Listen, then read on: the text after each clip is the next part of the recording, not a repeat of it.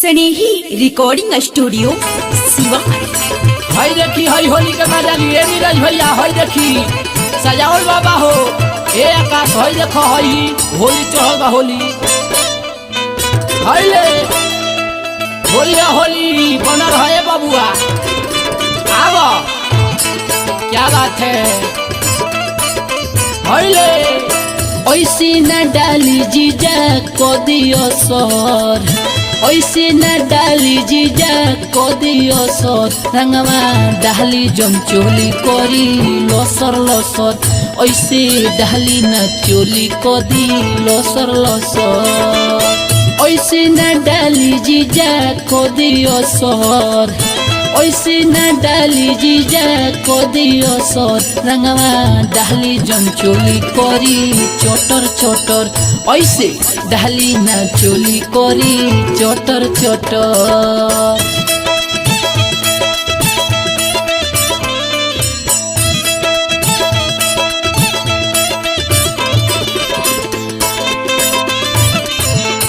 स्नेही recording studio Siwan.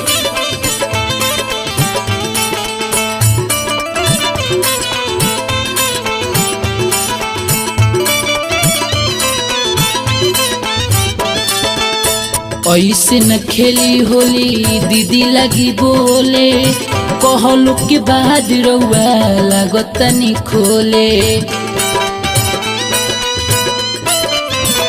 ए जी ऐसे न खेली होली दीदी लगी बोले, कहलू के बाद रउआ लागतनी खोले। फेंकी न रंगवा सुनी फचर फचर, फेंकी न रंगवा सुनी फचर फचर। ऐसे डाली न चोली करी लसर लसर, जीजा डाली न चोली करी लसर लसर।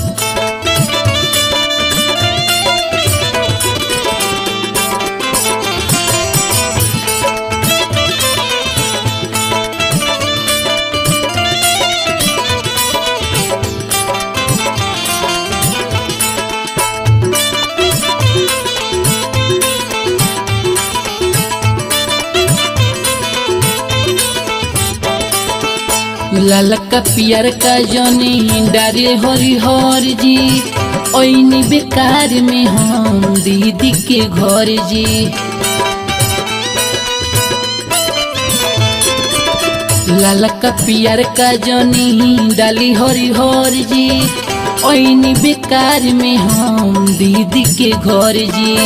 कहला प बोलो तनी चटर पटर, कहला प बोलो तनी चटर पटर। ऐसे डाली न चोली करी चटर चटर, जीजा डाली न चोली करी चटर चटर।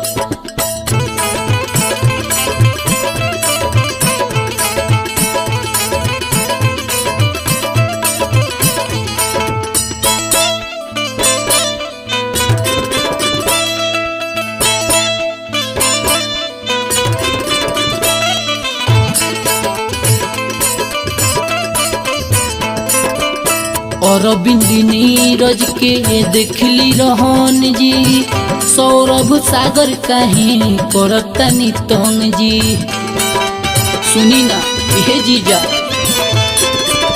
और नीरज के देखली रहन जी, बाबा सजावल काहे करतनी तंग जी। माने लो बात नहीं बाड़ो खोचड़, माने लो बात नहीं बाड़ो खोचड़। ऐसे डाली न चोली करी चटर चटर, जीजा डाली न रंगवा करी चटर चटर। ऐसे न डाली जीजा को दियो सर, ऐसे न डाली जीजा को दियो सर। रंगवा डाली जम चोली करी लसर लसर, ऐसे डाली न चोली को दी लसर लसर।